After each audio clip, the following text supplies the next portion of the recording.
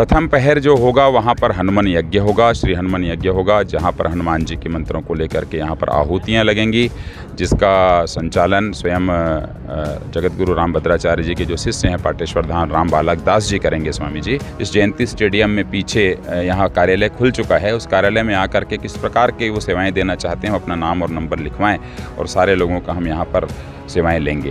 ये बहुत सौभाग्य की बात है कि जिन्होंने श्री राम जन्मभूमि मुक्ति आंदोलन में सबसे महत्वपूर्ण भूमिका कोर्ट की होती है। आप इस यज्ञ में तन मन धन से जुड़ें और केवल ये जो कथा का आयोजन है वो कथा ही नहीं है बल्कि उसके साथ साथ इस बार जयंती स्टेडियम धन्य होने वाला है। किसी चीज़ में न घबराना है न चिंता करना है। मैं तो लोगों से यही अपील करूंगा। 15 फरवरी से भिलाई के जयंती स्टेडियम ग्राउंड में एक बार फिर एक भव्य आयोजन हो रहा है और इस बार ये जो भव्य आयोजन हो रहा है ये कोई ऐसे छोटे मोटे आयोजन नहीं है बल्कि अपने आप में एक बड़ा आयोजन है जो भिलाई के इतिहास में एक ऐतिहासिक आयोजन होगा। श्री रामभद्राचार्य आचार्य जी यहाँ पहुँचेंगे और उनकी 9 दिनों तक यहाँ पर कथा होगी। हनुमंत कथा के साथ यहाँ पर यज्ञ भी होंगे और बहुत सारी ऐसी चीज़ें जो यहाँ पर देखने को मिलेंगी पहली बार। क्या कुछ आयोजन है और क्या कुछ तैयारी है जानते हैं भैया से। भैया ये जो हो रहा है आयोजन क्या आयोजन है और किस तरीके के कितने दिनों का आयोजन होगा, क्या खास है इसमें?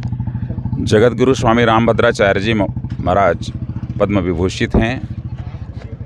उनका आगमन यहाँ पर भिलाई की भूमि में अपने आप में एक बहुत महत्वपूर्ण है। ये वे जगत गुरु स्वामी रामभद्राचार्य जी हैं जिन्होंने श्री राम मंदिर के प्रकरण में 441 साक्ष्य दिए थे कोर्ट को, जिसमें से 437 साक्ष्यों को माना गया। 4 साक्ष्य थोड़े से दिखाई नहीं दे रहे थे, अदृश्य थे, जिसे अस्वीकार किया गया। और ये वो रामभद्राचार्य जी महाराज आ रहे हैं जिनके ऊपर में उस निर्णय में 100 से अधिक पेज लिखे गए हैं, 100 से अधिक पृष्ठ लिखा गया है उनके मंतव्य पर। तो रामभद्राचार्य जी तो रामभद्र राम जी का भी नाम है, तो रामभद्राचार्य जी रामभद्र की यहाँ पर कथा करने आ रहे हैं। आयोजन जो होना है किस तरीके का आयोजन है? 9 दिन का कार्यक्रम है, तो पहले पहर में क्या होगा, दूसरे पहर में क्या होगा और कितनी व्यवस्थाएं आप लोगों को कैसी लगी यहाँ पे? प्रथम पहर जो होगा वहाँ पर हनुमान यज्ञ होगा, श्री हनुमान यज्ञ होगा, जहाँ पर हनुमान जी के मंत्रों को लेकर के यहाँ पर आहुतियाँ लगेंगी, जिसका संचालन स्वयं जगत गुरु रामभद्राचार्य जी के जो शिष्य हैं पाटेश्वर धाम राम बालक दास जी करेंगे स्वामी जी। और जहाँ पर सैकड़ों की संख्या में जो ब्राह्मण जन हैं, विप्रजन हैं, वो यहाँ पर यज्ञ कराएंगे। उसमें तकरीबन कभी भी जब आप आएंगे देखेंगे सुबह से ही तो 5-7 हज़ार 8 हज़ार लोग यज्ञ करते हुए आपको दिखेंगे, ताकि यहाँ का जो वातावरण है, पर्यावरण है, उचित बने। और द्वितीय पहर में यहाँ पर श्री राम कथा का आयोजन होगा, जिसे जगत गुरु स्वामी रामभद्राचार्य जी के मुख से सुन सकेंगे। इसके अलावा हम ये चाहेंगे कि यहाँ के जितने भी श्रद्धालु हैं जो मुझे सुन रहे हैं, वे स्वस्फूर्त होकर के यहाँ आएँ। एक हमारे पास अनुमान आ रहा है कि लाखों की संख्या में यहाँ पर भीड़ जगत गुरु को सुनने के लिए आ सकती है। तो वॉलंटियर्स के लिए भी आप आह्वान करेंगे, सब अपनी स्वेच्छा से आकर के कार्य कर सकते हैं? देखिए, इस आयोजन में जो मनीष जी और साथी लोग हैं, हमारे सभी लोग हैं, हमारे पास हम लोग अकिंचन लोग हैं, दीनहीन लोग हैं। और भगवान राम दीनहीन केवट को गले लगाते हैं, सबरी के घर पे जाते हैं। तो हम लोग दीनहीन लोग हैं, तो हमारे पास तो कुछ नहीं है, ईश्वर का संसाधन है। बाकी तो कथाएं संसाधन से युक्त लोग कराते हैं, परंतु सारे संसाधन राम जी धीरे धीरे करा देंगे। तो ऐसा कोई व्यवस्था नहीं कर पा रहे हैं कि हम गाड़ियां भेज करके लोगों को भीड़ बुलवाएं और गाड़ियों से लाएं ले जाएं, परिवहन में व्यय करें, वो परिस्थिति नहीं बनेगी। राम भक्त तो सच्चा वो है जो राम के नाम को सुनने के लिए स्वस्फूर्त होकर के आए। ने जो वॉलंटियर्स की बात कही है, हम तो सभी लोगों से अनुरोध करते हैं कि वो वॉलंटियर्स के रूप में यहाँ जो अपनी सेवाएं देना चाहते हैं, इस जयंती स्टेडियम में पीछे यहाँ कार्यालय खुल चुका है, उस कार्यालय में आकर के किस प्रकार के वो सेवाएं देना चाहते हैं, अपना नाम और नंबर लिखवाएं और सारे लोगों का हम यहाँ पर सेवाएँ लेंगे। जैसे स्टेडियम में बहुत सारी कथाएं हुई हैं, भिलाई की एक खासियत भी रही है कि लोगों ने धर्म के कामकाज में बढ़ चढ़कर हिस्सा लिया। लोग खुद आते हैं, खुद हमसे जुड़ते हैं और सारे भिलाई के राम भक्त लोगों से भी निवेदन है, सारी समितियों से, जैसे पूर्व में आयोजनों में हाथ से हाथ लगाकर साथ दिया है। जयंती स्टेडियम में जो भी कार्यक्रम हुए प्रभु के, इस बार राम प्रभु का राम मंदिर बन रहा है और राम कथा का और हनुमान कथा यज्ञ के लिए जो रामभद्राचार्य जी आ रहे हैं, मैं चाहता हूँ सारे लोग आगे बढ़कर आएँ। फ़ोन नंबर दिए गए हैं, हर जगह मिलें और इस आयोजन को सफल बनाने के लिए हाथ से हाथ लगाकर आगे बढ़ें। ये बहुत सौभाग्य की बात है कि जिन्होंने श्री राम जन्मभूमि मुक्ति आंदोलन में सबसे महत्वपूर्ण भूमिका कोर्ट की होती है। यदि कोर्ट का बात नहीं होता तो 500 साल की लड़ाई थी और साथ ही साथ पूरा मोदी जी की सरकार थी, सब कुछ होने के बाद भी हम वो नहीं कर पा रहे थे जो चाहिए। वो साक्ष्य जिन्होंने प्रस्तुत किया, ऐसे पूरे भारत के सबसे सर्वमान्य और शिखर पुरुष हैं हमारे स्वामी श्री जगत गुरु रामानंदाचार्य रामभद्राचार्य जी।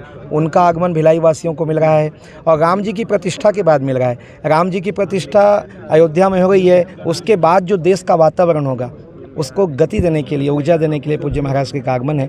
मैं इस्पात नगरी भिलाई को बहुत बहुत बधाई दूंगा और सबको आमंत्रित करूंगा कि आप इस यज्ञ में तन मन धन से जुड़ें। और केवल ये जो कथा का आयोजन है वो कथा ही नहीं है, बल्कि उसके साथ साथ इस बार जयंती स्टेडियम धन्य होने वाला है। यहाँ 1008 कुंडी हनुमत यज्ञ है, तो उससे भी वेद मंत्रों से और पवित्र वायु से ये वातावरण गुंजित होगा, पूरा शहर का वातावरण शुद्ध होगा।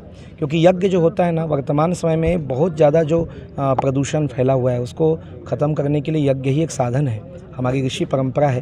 तो आपको समन्वय यहाँ पे देखने को मिलेगा। शायद भिलाई को पहली बार कुछ देखने को मिलेगा, बहुत सारी चीज़ बता नहीं पाएंगे।